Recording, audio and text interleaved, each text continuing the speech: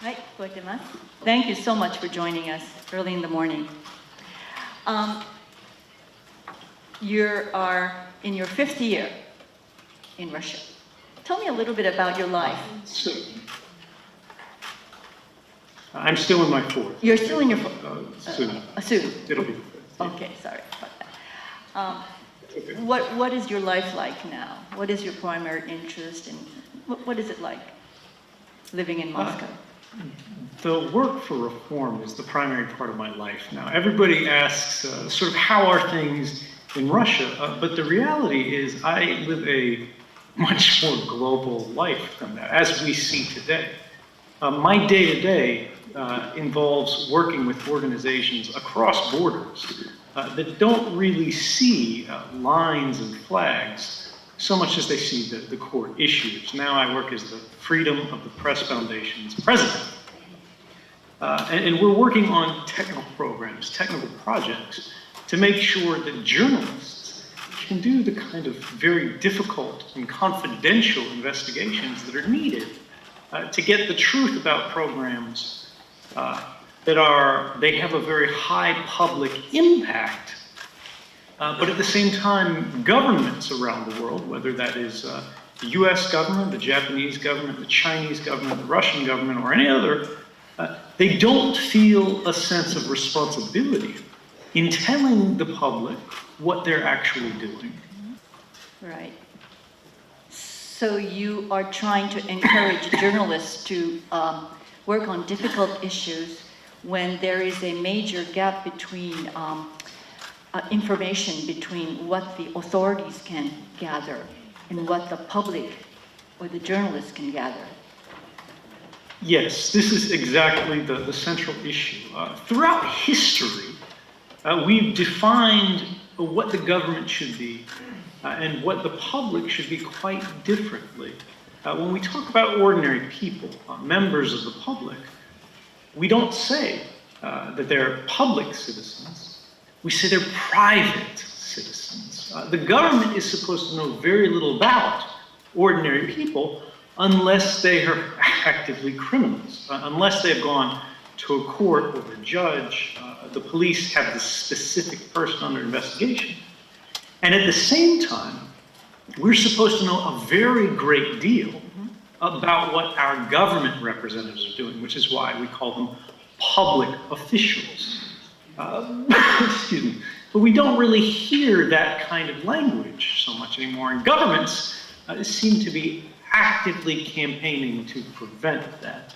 We've had in Japan, just in the last year, questions raised about the Japanese government's involvement in US surveillance projects and technologies. And when evidence of this came in the newspapers through Japanese outlets and The Intercept, Japanese journalists approached the government, the ministers, people like Yoshihide Suga-san, and they asked, what does this mean? Are you doing this? Is this correct? And the Japanese government wouldn't even say yes or no.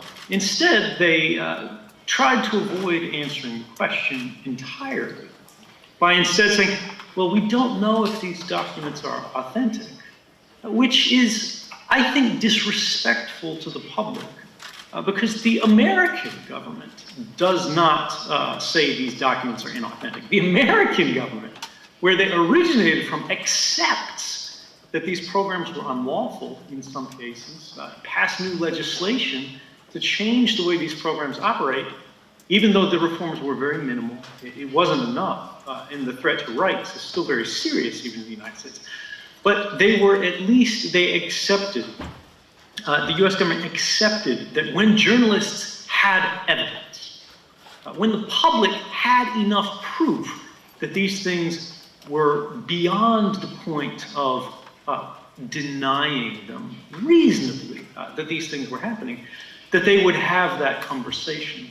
And I think it's unfortunate the Japanese government, and this is not unique to Japan, there are many governments who do this, but the Japanese government still objects and says we can't even discuss this because our allies wouldn't like it or because we don't know if it's true, when these are policies that have a primary public impact. They actually change not just the laws of a nation, but the culture of a nation.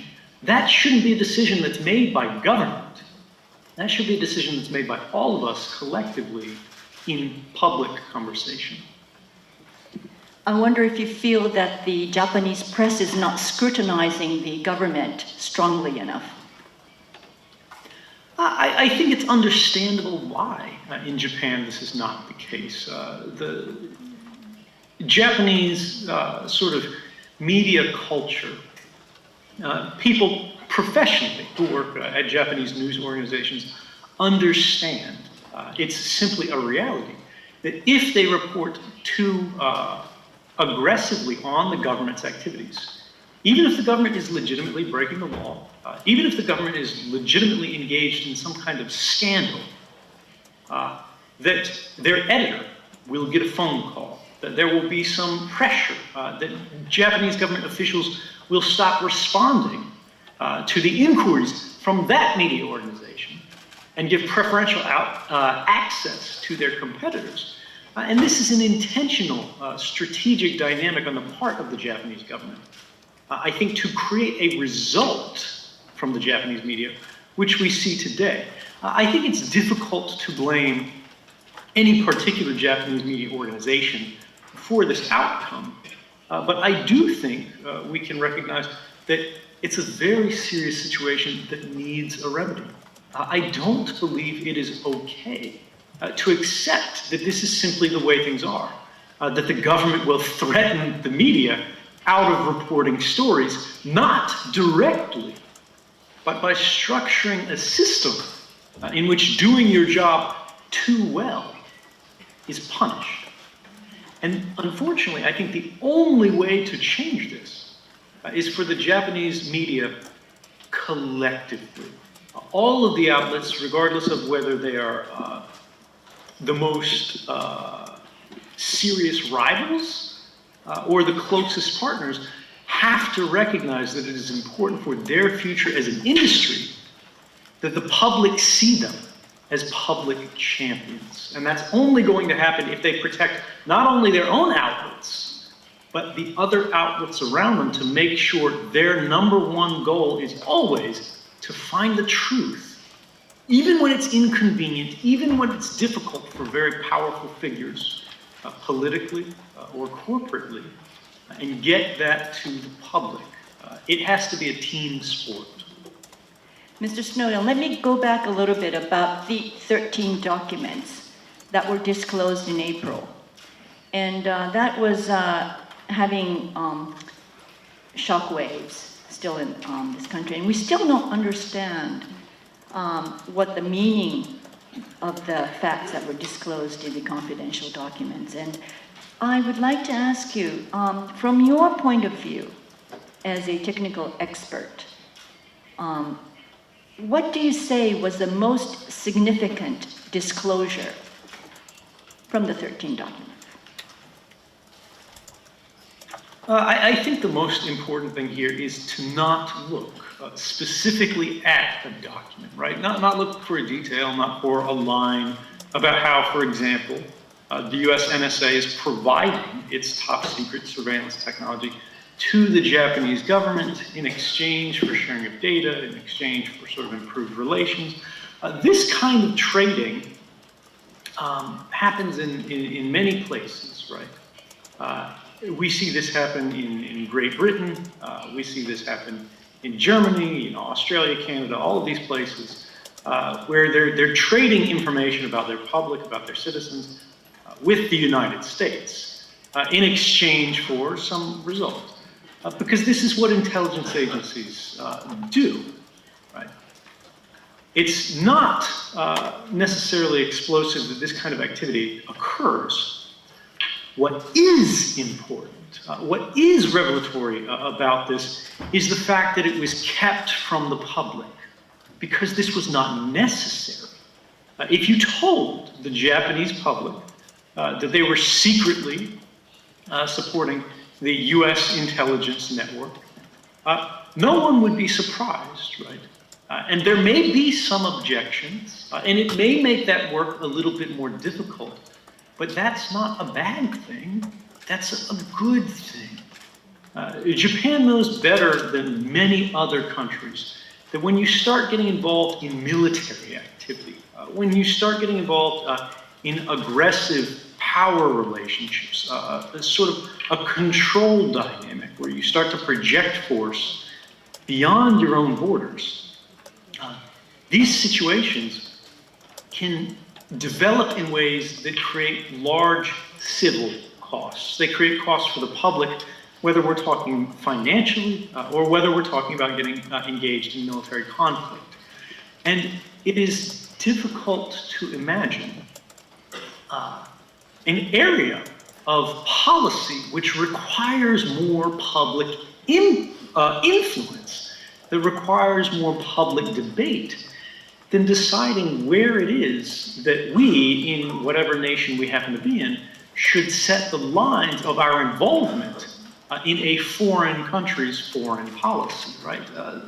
To simplify, what we saw in these documents was a significant amount of US influence in the Japanese government's activities, often beyond what was authorized or at least publicly known to be permitted by Japanese laws. And this raises a central question. Who should be deciding what it is that the Japanese government's position is in a certain area? The secret agencies of the United States or the general public of Japan? I think there are some people who are not so well aware of what has been disclosed. And I think it would bother many, many people if we know that one of the documents says that the United States provided the X-key score to Japan. And this is something that would allow ubiquitous state surveillance. You disclosed that that was happening in the United States citizens and all over the world, but I think it would bother the Japanese public if we, the Japanese people, were the targets of ubiquitous surveillance.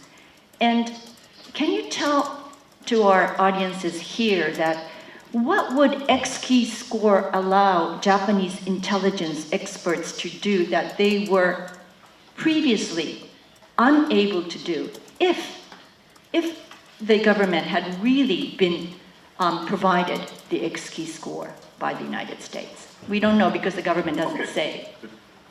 Yeah. Well, I can confirm that the Japanese government has definitely received this, as has many other governments. It's discussed in the documents. Did the defense, do you say the defense ministry received it? I don't know which particular agency is receiving it. I don't want to go sort of make news disclosures here. Just responding to what's already public. But let me add one more question. Were the X-key scores provided, were they already provided while you were in Japan? Or was it after? This kind of thing happened, I think, during this whole period. It's an ongoing period of negotiations, right? This isn't something where sort of one government asks and then immediately it appears the next day. This is a long, continuing period where there are many meetings, there are many discussions. There's sort of a process of horse trading or negotiations between governments about how we'll manage this, who's going to pay for it, where is it going to be located, how are you going to protect it, how are you going to deal with this. But there's a simpler way about talking, or a simpler way of describing publicly what we don't have documents to show, disregarding the things that we do have documents to show.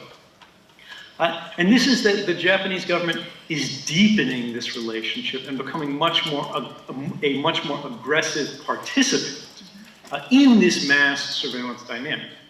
Now, how do we know this, right? Where does this come from? Well, if we look at the progression of very unusual, unexplained legal changes domestically in Japan. I'm talking about in 2013, I believe the Abe government's big push to change the state secrets law. to up the penalties for revealing secret information.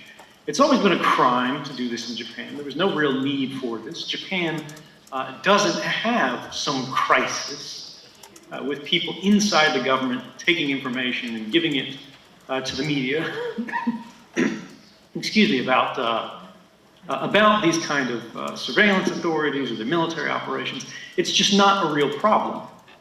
But the Abe government invested an incredible amount of political effort into changing these laws to make the penalties much higher, to make the law much more restricted. And the question to a reasonable observer on the outside would be, well, why? Why is this so necessary? The opposition is resisting. This is unpopular with the public. There are protests in the street. Why does the Abe government care about this so much? And the answer is because the US government requires, as a condition of receiving sort of a deeper role in this grand surveillance conspiracy. Right? I don't mean conspiracy in a way of UFOs and pyramids and crazy things like that. I mean a secret partnership that's well known, right? They admit this. Even the defense secretary, while he won't admit to the documents, does admit this relationship exists. The thing here is to gain greater trust from the US government, basically. They say, your laws have to match ours. Japan's secret laws can't be different from ours. They have to be the same. So you have to raise your penalties to meet ours. And that's what the Abe government did. Now, since then, right, when we go to this year, we see a similar law, right? This new conspiracy law. Where the Abe government, again, over the protests of the public, over the protests of the opposition, there was no consensus, either by experts or by the public body at large, that these laws were necessary. They created a new public justification for penalizing and investigating things that they described as conspiracies, right? And publicly they said were about terrorism. They're about serious criminals. You know, you think about murderers, you think about kidnappers, you think about arsonists. But when you look at the law, it's about things like taking plants from, you know, a national forest reserve.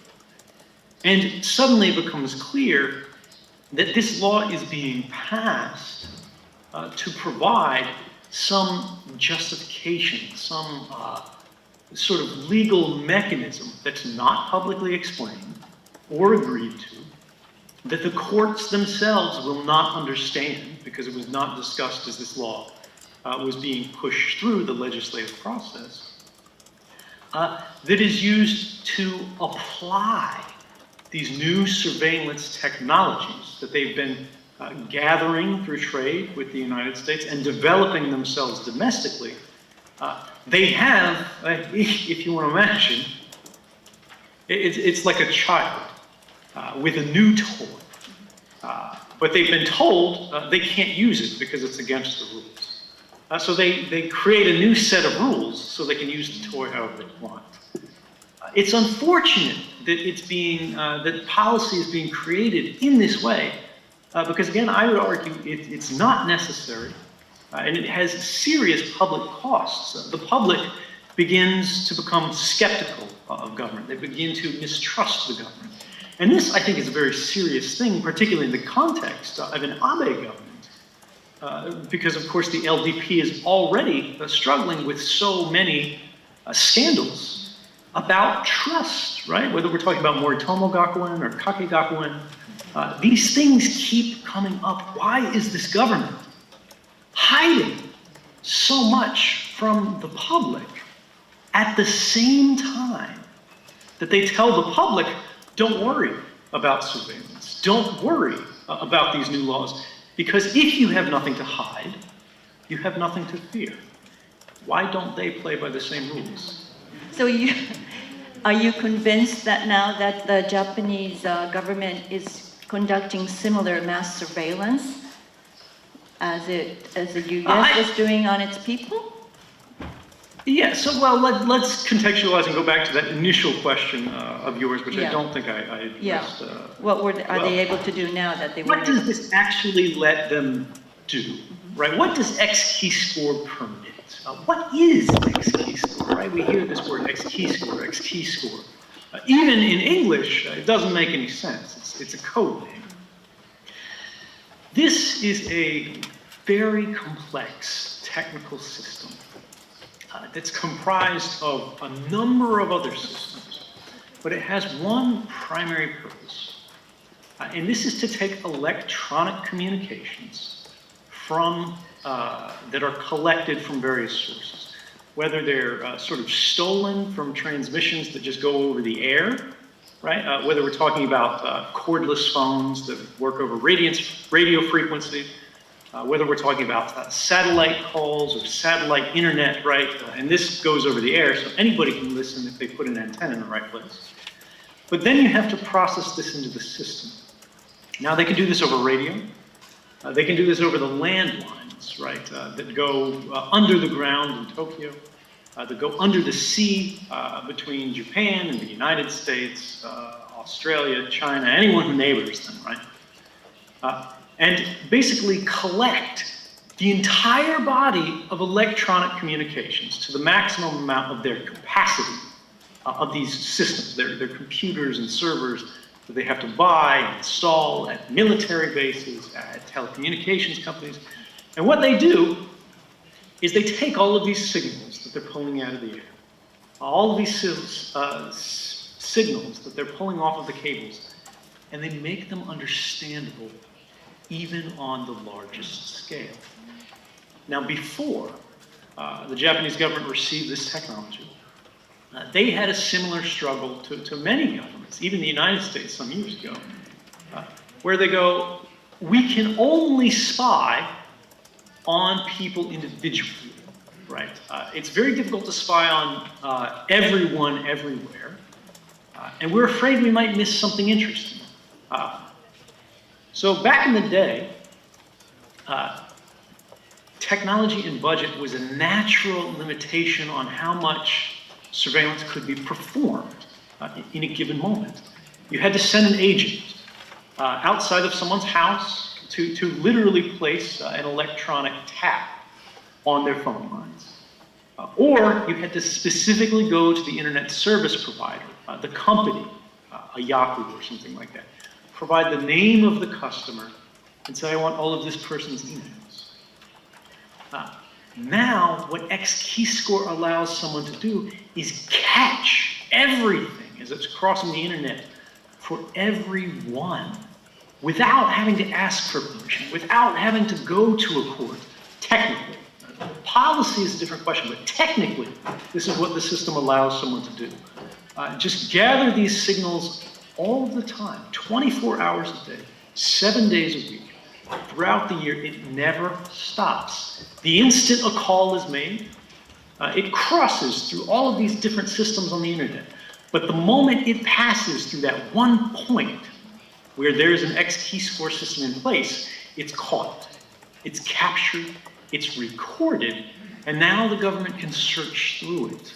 And certainly we can all understand why this might be interesting to a government, even if it's not permitted by law, and even if it is permitted by law, why this is something that could be controversial. Suddenly, governments have changed because technology allows them to do something they could not do before. From, as a simple fact of reality, being forced to focus only on criminals, because that's all they had the time and money to do, to now using technology to watch everyone, everywhere. That is a significant difference, and that is really what the X-keyscore system at its heart is all about. Collecting and understanding communications from many people instead of only a few specific targets. So is it right to sort of imagine a world where the United States built a system that where its goal is to eliminate completely electronic privacy? So this is, it's a question of, is this the goal or is this the effect? If you asked the NSA, you know, if I'm the director of the NSA right now, because I've heard him talk about this 1,000 times, so I know exactly what he'd say. You know, their goal is not to spy on ordinary people. Their goal is not to fight privacy. Their goal is to keep people safe, to fight terrorism, or whatever you say. You know, that's what they would say their goal is. But their method of achieving this has the result of precisely what you say. Any unprotected communication, and by unprotected, I mean unencrypted communication, can now be collected and understood. This is a very great danger because it's not just happening in the United States. It's not just happening in Japan. It's happening in governments that you don't trust, governments that you don't agree with, right? Places like Russia, China, you know, France, Brazil, whoever you are suspicious of, whoever you like, whoever you don't like, recognize that the technology is here. And even the governments, which traditionally we are taught are the defenders of human rights, are now using them to violate human rights. They say their intention is not to violate human rights. And if we're being fair, right, we would go, okay, maybe they're not intending to violate human rights, but this is the outcome. This is the result. They are removing from the public hundreds of millions and billions of people every single day. Their privacy, invisibly without these people knowing about it. And all of these people never received a vote. They have no ability to go to the courts and challenge these programs because they're happening secretly. You know, they say this is important for national security, this is for defense, 1,000 other reasons. But the bottom line is they have changed our world without democratic participation, without democratic approval. Your disclosures revealed that there are different levels of information sharing among the countries. Like, for example, the Five Eyes. They are completely equal partners, I would assume. That if information collection is forbidden at one country, one of the Five Eyes will collect information for the country so that they would not go against the law, and then share the information. Japan is not one of the Five Eyes. There is an indication in one of the 13 documents that Japan received a program on the third party version. And does it mean that Japan is not receiving the sort of the most advanced programs? We only receive the third party version. So there is a limit on what Japan has obtained. I mean, what is the third party version exactly? Yeah, so the idea when we, just for the audience who may not have read all of these documents, the US government within the NSA describes its relationship with partners in three ways. The first party is themselves, the NSA.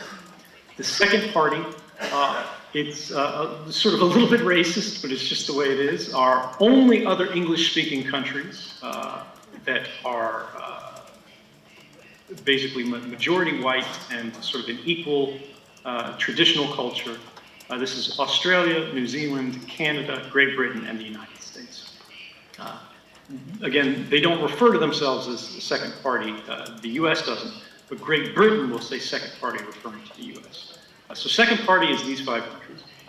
And then third party is everybody else, right? Now, there have been third party countries that don't speak English who have tried to become second party countries. And they've gone, we're the best allies of the United States. We always support you. You know, will you make us a second party partner? Germany was the most recent public example. And the United States said, no. Despite the fact that we're so close, despite the fact that we rely on you, we're just not going to do it. And they never explain why, publicly or secretly. But the reality is second-party partners are all Anglophone countries and are very likely to always be Anglophone countries. But this sort of raises the question of, okay, what's the difference between a second-party relationship and a third-party relationship? Well, second-party partners are, as you say, nearly equal to the U.S. Or equal with each other. They're not truly equal because in all of their agreements they have a clause that say this is not a legally binding agreement. If we want to break these rules, we can break these rules. But for all intents and purposes, in ordinary activities, we will respect these rules. We're not going to sort of target you aggressively. We will share everything that we get that we think would be interesting to you with you. We'll even share things that we don't think are interesting with you anyway, just because maybe they'll be interesting to you in a way that we didn't know about. So this relationship is very close. They basically provide everything to each other. And then we get into third party, right? Second party gets almost exactly the same technology as NSA. There are very few things that are not involved in there, but these are, it's quite unusual for these to matter. For the day-to-day operations, they're functionally identical. Third-party relationships are not the same. Because the NSA says, we don't really trust these countries to be with us forever. We don't know if they'll change their position on us in 10 years, in 30 years. We have to keep them from knowing what we are truly capable of. So they will share with them only parts of a specific technology, which in the case of X-Keystore is still extraordinarily powerful. So this country that they're sharing it with is very happy regardless. But this country does not understand, they're not being told, that there's this whole other power that's available to the NSA, for example, that the NSA doesn't let this country even know exists, because the NSA feels a need to maintain a level of superiority over these third-party partners, because to them, they're not as close, they're not as trustworthy. But this is, again, where I say it's a little bit unusual. I don't mean racist in a specific sense, where they go, oh, we don't like the Japanese. It's more that they're not like us. Right? They aren't us. If you ask an American and a Canadian, who are both spies, what the difference between them is, they'll say not much. We're basically on the same team. But if you ask an American spy and a Japanese spy, what's the difference? The Japanese spy might go, oh, well, we work very closely with them, we do whatever. And the American spy would say, yeah, we work very closely with them, we do whatever. But they're not us, right? We can't bring them all the way in. And it's because of that cultural identity, that linguistic identity, that sort of phase of separation that means even though, in reality, Japan has probably been one of the single greatest allies of the United States in the last century, since the war, they will never be truly trusted with an equal level of sort of responsibility, or responsibility is not quite the right word, but let's put it this way. The Japanese military, the Japanese intelligence services will do literally anything that the United States government demands because the value of the US military relationship to these Japanese organizations is so valuable. There's an imbalance of power, whereas on the US side, if the Japanese government demanded something of the United States government, they would go, oh, of course, we'll try to help you. We'll do this. But will the United States truly risk everything in the other direction in that relationship? And it's not clear that that's the case, particularly under this new president, who has called into question the level of obligation that he feels to traditional allies who have been, shall we say, very responsible towards the United States over the past decades. What you said about not being totally equal, also what was surprising or shocking to see in the Oliver Stone movie, in which Oliver Stone says he interviewed you 9 times to make the film. And in the film, there is a scene where Japanese infrastructure has been taken hostage by malware implanted by the United States. Should Japan do something against the alliance, Japan-US alliance, they can activate the malware and create havoc in our infrastructure. Is that really true? I mean, it was just a sort of a theatrical kind of. So this program has not been sort of publicly reported in depth, but for this reason, I won't speak to it here because I make sure that I never make public disclosures from the first instance, speaking extemporaneously. There are things that there is now public evidence of. I always let journalists make the decision about should the public know about this program, what parts of this should they know, and what parts should be kept secret. But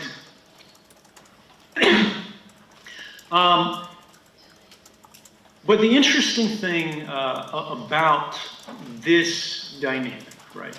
The idea is the U.S. government, is the NSA hacking Japanese computers, Right. infecting them with implants that let them control these computers, spy on these computers, do damage to these computers, even though Japan is such a good ally.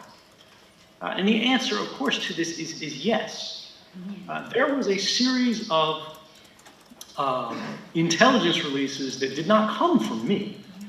They came from a group called the Shadow Brokers, who it's still unidentified who they were. But they got an incredible amount of information, NSA's actual hacking tools, records from the NSA's sort of internal network. It looks like this came from sort of an insider.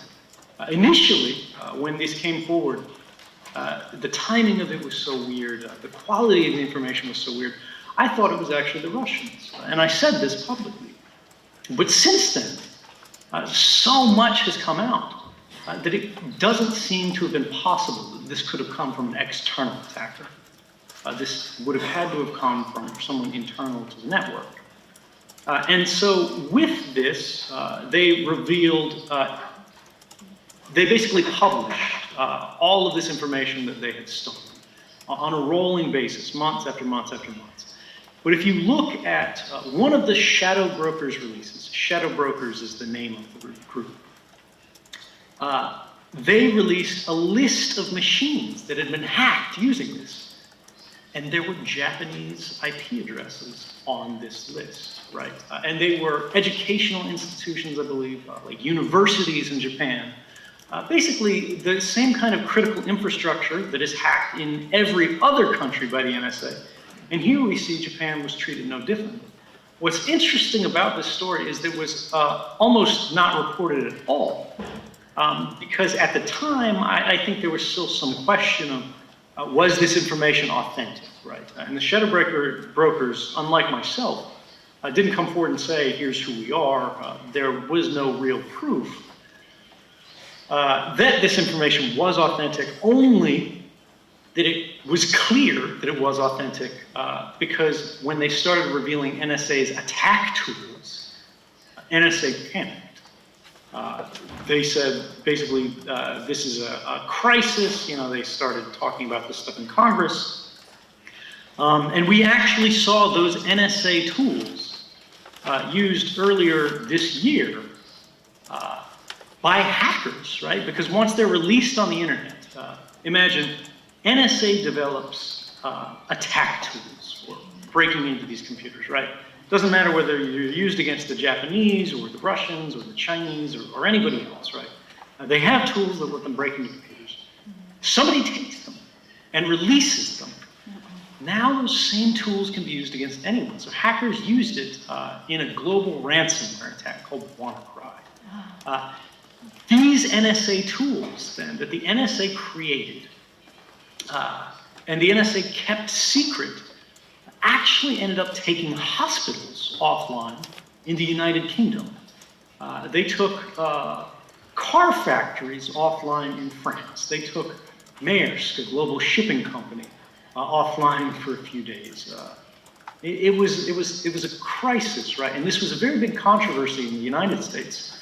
But they never really, no one did the investigative reporting to follow up on this Japanese connection where they had also revealed that these kind of tools were being used against the Japanese. And so this begs the question, of course, why is this being done? And this, unfortunately, is a question that has not been asked of government in a way that government felt forced to give a real response. So I think the latest threat, I mean, the most concerning threat now is cyber war.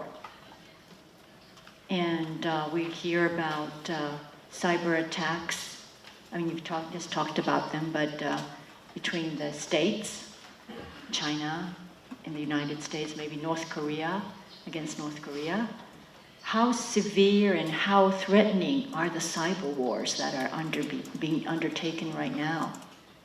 I mean, we can't feel them. It's hard for us to understand the extent and the severity of it. How scared should we become? I think the important thing first is not to panic. Whenever there's some new threat, governments always say, this is a crisis like none we've ever seen. This is the greatest danger we've ever faced. And because of this, you need to give us new powers, new laws, we need a bigger budget. It's always the same. And don't get me wrong, this computer security problem is very serious. I will actually agree that computer security is the greatest national security crisis that we see in the world today. It is more important than terrorism, right? But it is not the end of the world. We saw just earlier this year that the most advanced intelligence agency in the world, the U.S. National Security Agency, their best tools that attack any computer basically running Windows, which is the vast majority of them used in offices and things like that, could be taken by hackers and adapted and used in the most malicious way. And it was a serious problem. Again, there were hospitals that weren't able to perform their business. But the world did not end. Within a few days, the problem was resolved. People applied fixes and security patches to make sure this couldn't happen again. So we need to keep this in context. This is a serious problem, but it's not the end of the world. What we need to be thinking of is how do we make it better? And how did we arrive in a situation, in a moment, where it is such a serious problem? We have known that computers could be hacked for decades, right? We have known this is a serious danger for a very long time. This is not new. So why is it the government, in every country, right? Not talking about the Japanese government, not talking about the US government, why is it the governments have not acted to try and resolve this for so many years? And the answer is quite sad. I think there was a UN report, perhaps David Kay can speak to this a little bit later, that described a dynamic where it's actually the most advanced government, or most advanced governments in the hacking, in the arena of hacking, right? The governments that have the most powerful secret services that are trying to prevent changes in the way hacking can be done. Because from their position, from the position of spy agencies that are advanced, they go, we're better at this than anybody else. So this moment won't necessarily last forever. But right now we have a golden window where our opponents are not very good with computers. Let's think of it that way. Whereas we are very good with computers. So we want to stretch this window as far as possible to be able to attack, until our opponents become very sophisticated at using computer security to achieve their goals, right? Until they become hackers that are just as talented as we are. And then, and only then, will we start trying to create new laws, new restrictions to prevent this occurring. But the hospital attacks earlier this year are, I think, the best example we've ever had for why this thinking is a problem. See, when you're developing a digital weapon, right, when the NSA is creating a new attack tool, in technical language, this is called an exploit. When they create a new software exploit to attack Windows computers, to attack iPhones, to attack sort of the systems that connect the internet together, all of these different methods of attacking someone. The problem is this: everyone in the world is using the same software. So if you create a weakness in the iPhone, or you find a weakness in the iPhone that lets you break into any iPhone in the world, intelligence agencies will go, this is amazing, this is a gift, we'll keep it secret, we're not going to tell Apple about it. Even though this means if an enemy country, right, if a competitor, if an adversary, if a rival discovers this same flaw, they can break into any iPhone in the United States, any iPhone in Japan. And this is the way it works today. Now here's where it goes out of control. We like to think about this in the context of traditional weapons, right? Defenders of these hacking programs go, well, if we stopped doing this, it would be the same as what they describe as unilateral disarmament. Our enemies would keep hacking, but we wouldn't be hacking. First off, nobody proposes that. Nobody says governments shouldn't hack at all. We say they should use these tools only when they're absolutely necessary and only for a limited period of time. Because once you hack a phone for one moment, you stay on that phone forever, basically. You can leave a little program behind that lets you back in. It's like creating a second key to someone's home. The lock only keeps you out until you can copy the key. And I apologize, I know this is complicated, but I think it's an important point to make. These attack tools, these digital weapons, are not like missiles, where you fire it and then it breaks. It can't be used.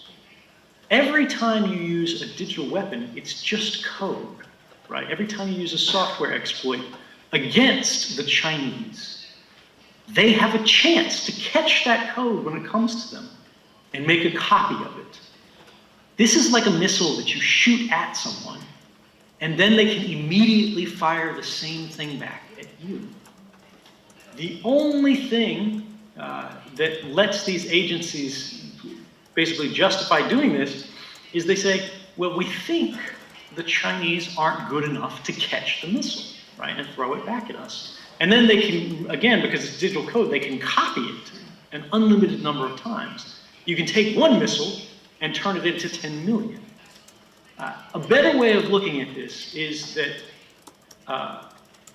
the cybersecurity problem and sort of this new digital arms industry, where there are all these private companies that are creating software exploits to sell to governments, is more like biological warfare than traditional warfare.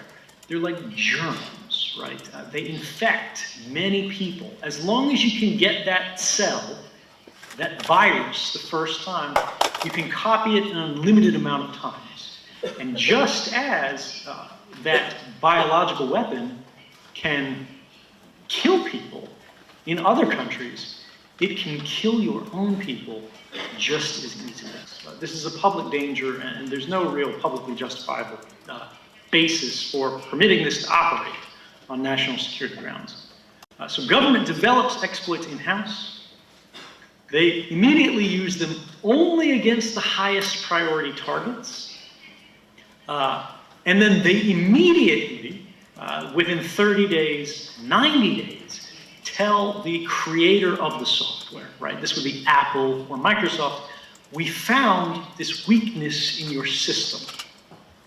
You need to close the hole in this system so that when it is discovered very shortly, but likely not within 30 to 90 days, we will be protected. Ordinary people around the world will be protected. The only people who suffered as a consequence of this computer security problem were legitimate national security targets, right?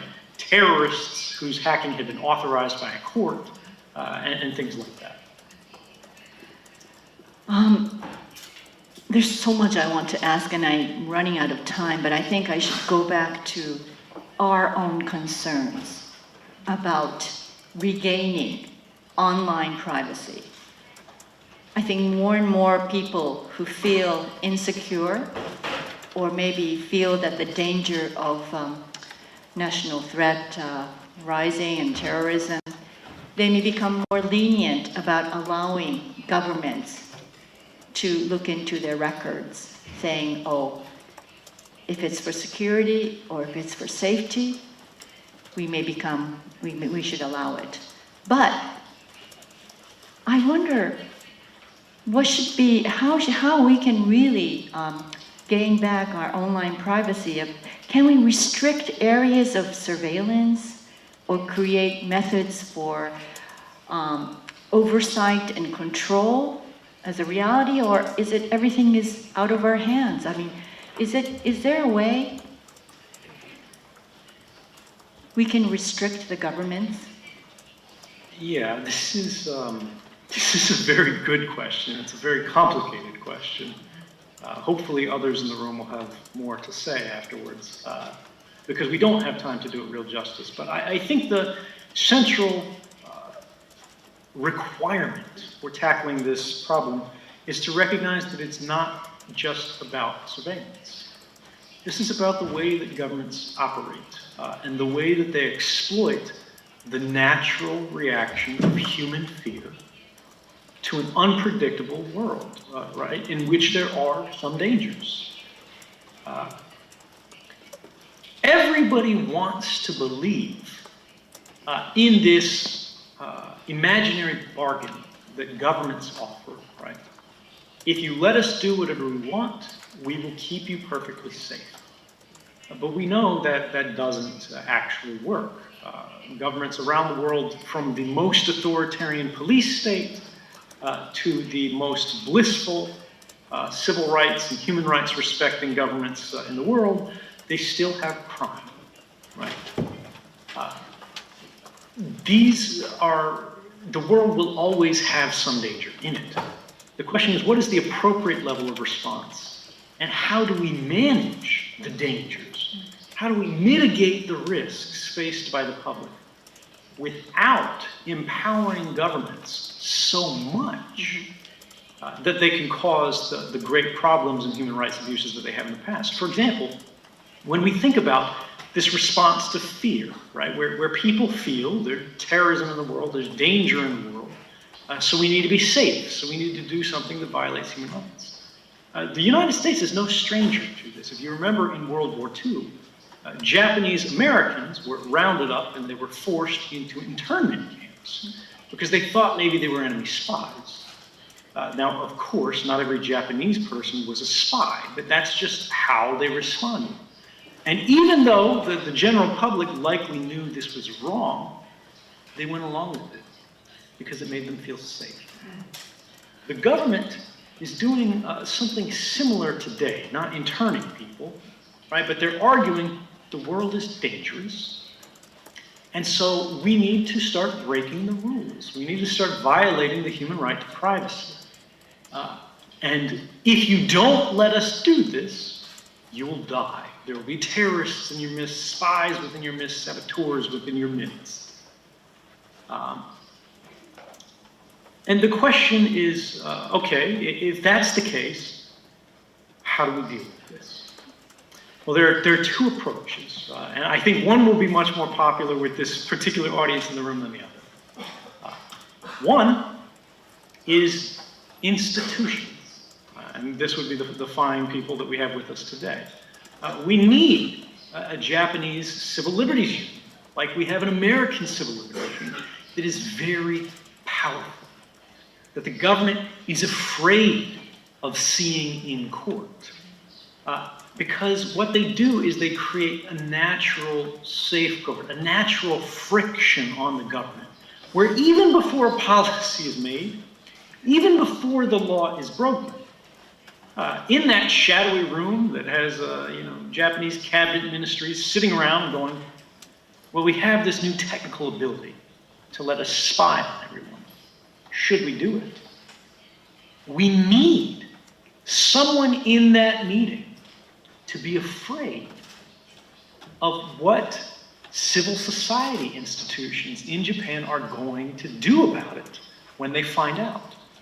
And we need people in that room to be afraid that the Japanese media will discover it very quickly, and they won't be afraid to tell the public about it. Because this is the way that you get good government, right? Accountable government is the only government that you can trust. If government officials feel like they can get away with things without anybody knowing about it, they're very likely to do so. Again, we see this not in the context of terrorism, but in the most simple, ordinary, day-to-day corruption that you see with like this Moritomo Gakuen kind of scandal, where they go, oh, I'll do a favor for my wife. Oh, I'll do a favor for my friend. Let's open a veterinary school. Let's, make the permits a little bit easier, because no one will find out.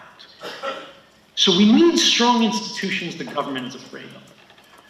The second angle of it, which is more radical and also more difficult, but ultimately more powerful, however it's more unpredictable because of this, is if we as a public recognize that governments around the world, both good governments and bad governments, neither of them are respecting our right to privacy, we can start to use science and technology to remove their ability to interfere with them.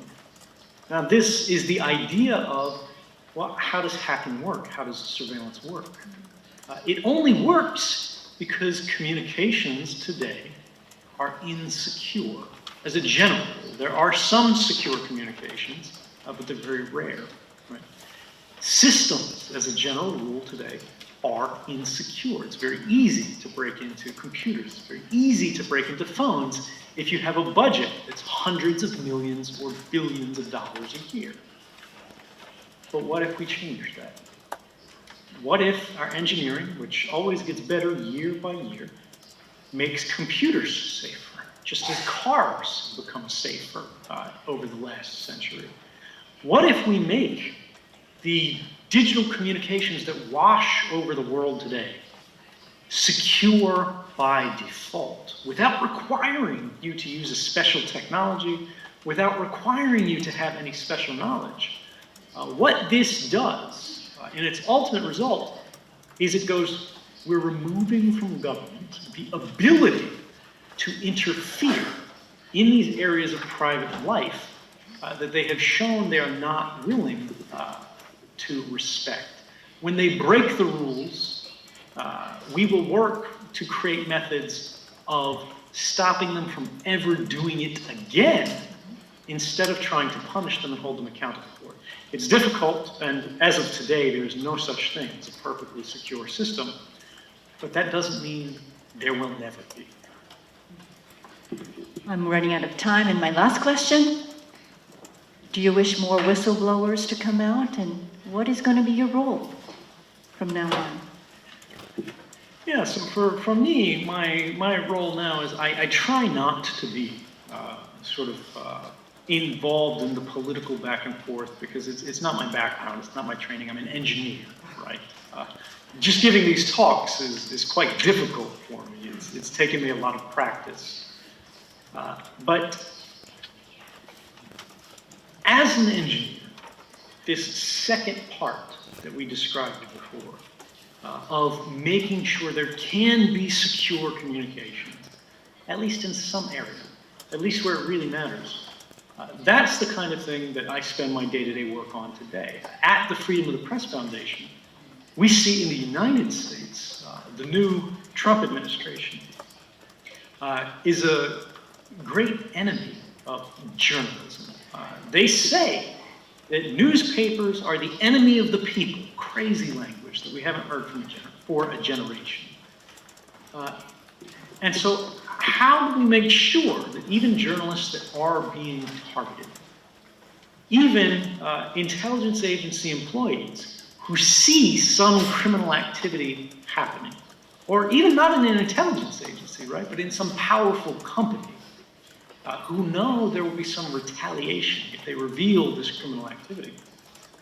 How can we make sure that they can reach journalists, talk to them privately, tell them the truth, and that journalists will be able to go through the publication process to get this information back to the public in a manner that's safe and ultimately benefits the public?